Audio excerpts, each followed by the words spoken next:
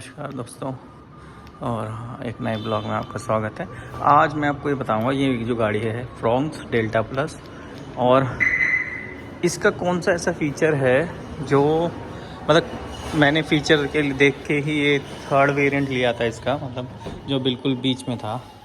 पहला आता है सिग्मा, फिर डेल्टा प्लस, फिर जेटा, और उसके ऊपर आता है अल्फ़ा।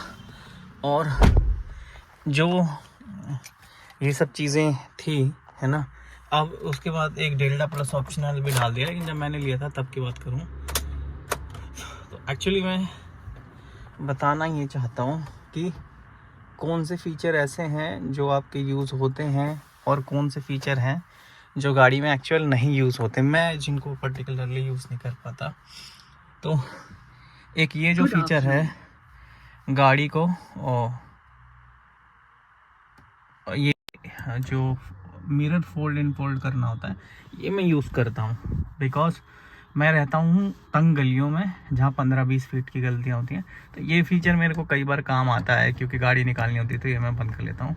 और ये एक ऐसा फीचर है, जब तक मैं अपने इस एरिया में रहूँगा तब तक मुझे हर गाड़ी में ये फीचर चाहिए, क्योंकि मेरी पुरानी गाड़ी में नहीं था। तो मुझे फिर हाथ से ये वाला तो हो जाता है, सिंगल चला रहे हो तो फिर उसको करने बड़ी प्रॉब्लम होती है। तो ये चीज़ वो जो है ये मेरे काम का है। बाकी ये ट्रैक्शन ऑन ऑफ ये मैंने कभी नहीं, इंजन आइडियल, ये स्टार्ट स्टॉप जो ये वाला है, ये भी मैं कभी इतना कोई मैंने कर तो रखा है, बट इसका इतना होना ना होना कोई इतना कोई इफ़ेक्ट नहीं करता है। हालांकि बोलते हैं माइलेज पे फ़र्क पड़ता है, बट मुझे नहीं लगता इतना कोई ज़्यादा कोई फ़र्क पड़ेगा। बहुत लंबी रेड लाइट होगी तब, बट शॉर्ट रेड लाइट में नहीं पड़ता। तो और ये मैं इसलिए यूज़ करता हूँ, ये जो विंडो लॉक हो जाती हैं, इसे चाइल्ड लॉक भी कई लोग बोलते हैं। इसका क्या बेनिफिट होता है, मेरा बेटा होता है तो वो क्योंकि विंडोज़ को दबाता रहता है, तो ये इससे बाकी विंडोज़ काम नहीं करती, खाली ये वाला विंडो ही काम करेगा, बाकी ये वाला विंडो काम नहीं करेगा। तो ये भी काम आता है अगर आपके घर में बच्चे हैं, तो ये बहुत इम्पोर्टेंट फीचर है आपके लिए। और ऑटो एसी जो है ना, ये देखने में अच्छा लगता है, इसका सर्टेनली ऐसा कुछ मुझे लगता नहीं कोई। अगर आपकी गाड़ी में है तो भी ठीक है, नहीं है तो भी ठीक है। इससे ज़्यादा इम्पोर्टेंट फीचर तो मुझे लगता है कि जो ये ऑटो ऑन ऑफ हेडलाइट है, ये ज़्यादा अच्छा फीचर है। और अगर इसमें पीछे वाइपर दे दिया होता पीछे वाले ग्लास में, तो वो ज़्यादा बेटर फीचर होता।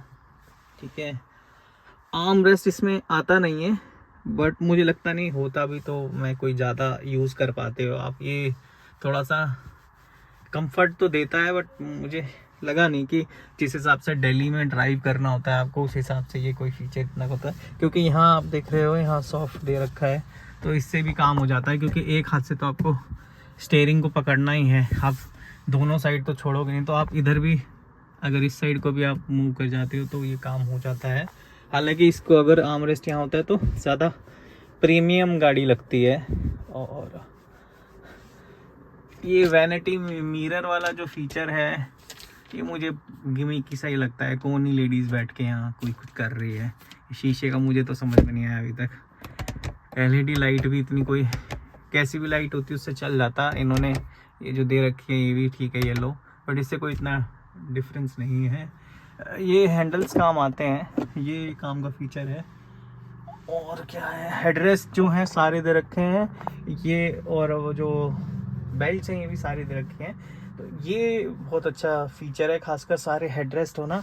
और आप बीच वाला हेडरेस्ट देखोगे तो वो छोटा सा है, तो जब उसको ऊपर भी कर देते हो ना, तो एक थोड़ी सी विजुअलिटी आपकी रहती है पीछे देखने के लिए जब भी आप बैक करो। बाकी एक चीज़ मैं आपको दिखाता हूँ कि पीछे जैसे कैमरा होता है, तो अगर पीछे कैमरा ना भी हो ना, तब भी इसमें ग्राफिक्स आ जाते हैं यहाँ। और जिस भी साइड में कुछ आ रहा होता है, तो ये जैसे लाइन्स आई थी, ये वैसी इस साइड में आ जाएंगे, इस साइड में आ जाएंगे। तो कैमरे का भी मुझे कोई इतना वो होता नहीं है। मेरे को तो लगता है कैमरा किसी भी, इसमें बैक में कैमरा है उसका क्या यूज़ है, जब आपको वैसे ही सेंसर से पता चल जाता है। कैमरे की जगह तो मैं बोलूँगा कि गाड़ी में आगे की तरफ सेंसर होने चाहिए, क्योंकि पीछे करते हुए तो आपको मिरर भी हेल्प कर देते हैं, बट आगे सेंसर इस गाड़ी में नहीं है, ये मुझे हमेशा वो लगता है। बाकी ये फीचर है, ये भी ठीक है, आप ऑटो कर लो जब भी नाइट में चला रहे हो, दिन में चलो, इसका कोई इतना वो है नहीं। हाँ, यहाँ मुझे एक चीज़ बहुत गंदी लगती है कि इसमें इतना पैसा लेने के बाद एक भी USB नहीं भेजा है। तो जनरली क्या इसमें ये वाला है, USB दे रखा है, टाइप C नहीं दे रखा, ना पीछे ना आगे। तो ये एक गंदी चीज़ है जो इन्होंने कर रखी है इस वेरिएंट के साथ, क्योंकि आप अराउंड 10 लाख रुपए ले रहे थे आप जब मैंने ख़रीदी थी इसको ऑन रोड।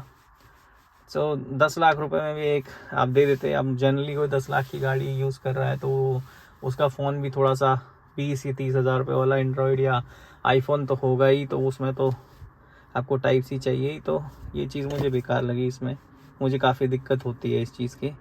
और इसके लिए अब आप जुगाड़ ये कर सकते हो, जैसे एक्स्ट्रा जो चार्जर्स आते हैं ऐसे वाले, उनको ख़रीद लो और उनको लगा दो आप, ठीक है।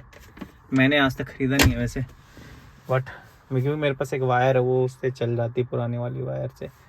तो ये है, अगर मैं नेक्स्ट आईफोन लूँगा तो उसमें और दिक्कत आएगी। तो ये है, बाकी तो इसमें क्या ही फीचर है।